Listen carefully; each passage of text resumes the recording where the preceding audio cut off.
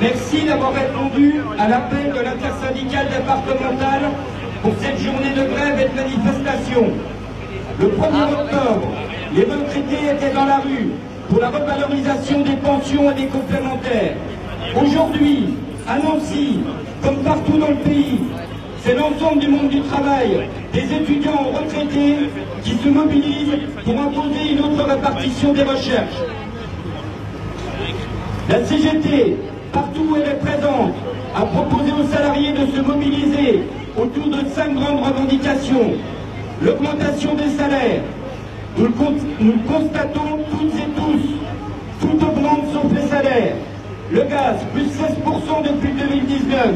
Le carburant, 16% aussi depuis le début de l'année. L'alimentation, entre 10 et 23% en fonction des produits. Le pouvoir d'achat de l'ensemble du monde du travail s'en trouve lourdement impacté. La CGT revendique des augmentations générales de salaire et le SMIC porté à 2 000 € brut, le dégel du point d'indice des fonctionnaires et la revalorisation des pensions avec pas une seule pension inférieure au SMIC, c'est-à-dire 2 000 €. Nous voulons également la stricte égalité professionnelle entre les femmes et les hommes. La deuxième revendication, c'est l'emploi. Dans de nombreux secteurs, les travailleurs enchaînent les heures supplémentaires, alors que des millions d'autres sont privés d'emploi. Dans de nombreux secteurs, nous constatons aussi un recours massif à des contrats précaires, CDD, missions d'intérim, contractuels, saisonniers. Cette politique délibérée de sous-emploi met en concurrence les salariés entre eux et tire les salaires vers le bas. La CGT rappelle que chacune et chacun a le droit à un travail digne et reconnu. Elle revendique l'augmentation du nombre d'emplois dans le développement de l'industrie et des services publics de proximité. Nous devons imposer aux entreprises de prioriser les investissements dans l'outil de travail plutôt que le versement des dividendes aux actionnaires.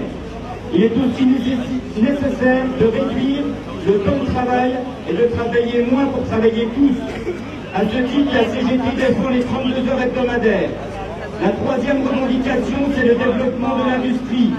La question industrielle et des relocalisations sont essentielles dans le débat public. La crise sanitaire a révélé que la 6e puissance économique mondiale était dans l'incapacité de produire des tests et des masques. Cette crise a prouvé que nous avions raison sur les ravages induits par les délocalisations. Pour la CGT, il est urgent de relocaliser des pans entiers de l'industrie qui ont été délocalisés ces dernières années. Cette relocalisation passe par des choix stratégiques et par la construction de filières en France et en Europe. Pour la CGT, c'est bien le progrès social et environnemental ainsi que l'intérêt général qui doit guider l'État dans une planification d'un développement industriel au service des besoins de la population. Il s'agit donc maintenant d'investir massivement dans le développement de nos capacités de production. La quatrième revendication, c'est le renforcement des services publics de proximité. L'éducation, la santé, la justice, l'eau, l'énergie, la culture, les transports sont parmi tant d'autres des services publics qui font partie de notre quotidien. La crise a de nouveau prouvé l'importance des services publics, ce qui n'empêche pas le gouvernement, une fois le gros de la crise passé, de poursuivre son entreprise de stigmatisation et de démantèlement des services publics. Alors que l'hôpital manque de tout, personnel, lits, matériel, le gouvernement persiste dans ses projets de réduction de coûts et nous le voyons parfaitement ici à Nancy avec le plan Véran au CHU. Dans d'autres secteurs, on calque l'organisation des services publics sur celle du privé. On affaiblit le statut général du fonctionnaire. On ferme de nombreux lieux d'accueil de proximité. Les attaques contre les services publics se multiplient au détriment du principe d'égalité et de proximité. Cette politique met à mal les fondations du vivre ensemble et de la cohésion sociale. Pour la CGT, faire preuve de réalisme pour sortir de la crise nécessiterait plutôt des moyens aux services publics de jouer leur rôle. Cela passe par donner des moyens aux services publics. L'amélioration des conditions de travail reste nécessaire. Les dernières statistiques démontrent que le travail coûte la vie à 1200 travailleurs chaque année. Accidents du travail, accidents de trajet, maladies professionnelles, cancer professionnel, handicap, troubles musculo-squelettiques, dépression, burn-out. Voilà le lourd tribut payé par les travailleurs au nom de la sacro-sainte rentabilité.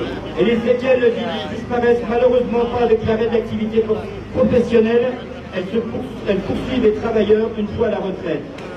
L'organisation du travail, l'empêchement de bien faire son travail sont aussi des sources de souffrance inacceptables au XXIe siècle. Pour la CGT, nous devons agir partout sur l'organisation du travail pour qu'elle soit en phase avec les aspirations des salariés et les rythmes de vie. L'amélioration des conditions de travail passe inévitablement par la réduction du temps de travail et des embauches. Nous avons les moyens de financer ces revendications en imposant par nos luttes et par une meilleure répartition des richesses, en plaçant l'humain et les questions environnementales au cœur des préoccupations et dans chaque décision. Avec des prévisions de croissance de 6% pour l'année prochaine, un taux de marge historique à plus de 35%, 60 milliards de profits dégagés par les entreprises du CAC 40 au premier semestre et des dividendes records versés aux actionnaires, le patronat, MEDEF en tête, n'a pas d'argument économique à nous opposer. C'est un choix de classe qu'il nous faut dénoncer et combattre. Enfin, l'UDCGT de Meurthe-et-Moselle, fidèle à sa tradition internationaliste, souhaite également associer à cette manifestation nos camarades syndicalistes afghans. Et plus largement, le peuple afghan, et spécialement les femmes qui vivent des heures sombres et difficiles. Apportons-leur notre soutien fraternel. Rappelons notre combat historique contre toutes les formes d'obscurantisme et pour la paix. Rappelons également que la liberté est un bien précieux qu'il convient de défendre partout et tout le temps. Je vous remercie. Bonne manifestation. Bravo!